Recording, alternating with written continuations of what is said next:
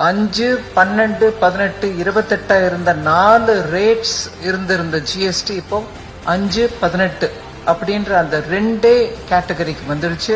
காலையில எழுந்து முதலா நம்ம யூஸ் பண்ணக்கூடிய பொருள்ல இருந்து இரவு படுக்கிறதுக்கு முன்னாடி நம்மளுக்கு தேவைப்படுற பொருள் வரை ஏழை, நடுத்தர வர்க்கம், நல்ல பணம் இருக்கிறவங்க எல்லாரும் பயன்படுத்தக்கூடிய எந்த விதமான பொருளா இருந்தாலும் ஜிஎஸ்டியின் தாக்கம் இருக்கும்.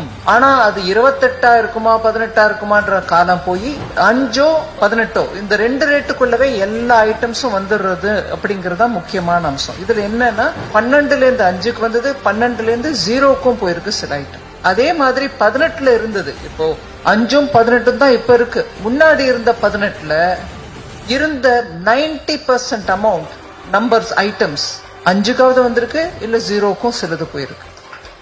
சோ 18ல இருந்து 5க்கு வந்தா எவ்வளவு குறைச்சிருக்கோம் பாருங்க ரேட். எப்ப பாரு வரி விதிக்கிறாங்க, நம்ம மேல ஒரு பேர்டன் தான் போடுறாங்க கவர்மெண்ட்ன்றது போய் இன்னைக்கு மோடி ஐயா கைடன்ஸ்ல 18ல இருந்து 5 வரைக்கும் எடுத்துட்டு வந்திருக்கோம், 12ல இருந்து 5க்கு எடுத்துட்டு வந்திருக்கோம், 12ல இருந்து சூனியத்து கூட சில ஐட்டம்ஸ் போயிருக்குன்றத நம்ம கவனிக்கணும். இதனால இந்த 140 crore பீப்புளுக்கு கூட பலவிதமான ஐட்டம்கள் மூலமாக ரேட் குறைக்கப்பட்டிருக்கிறது. எவ்வளவு குறைக்கப்படும்? 1% இல்ல, 0.5% இல்லைங்க, கிட்டத்தட்ட 10, கிட்டத்தட்ட 13% வரைக்கும் குறைச்சிருக்கும்.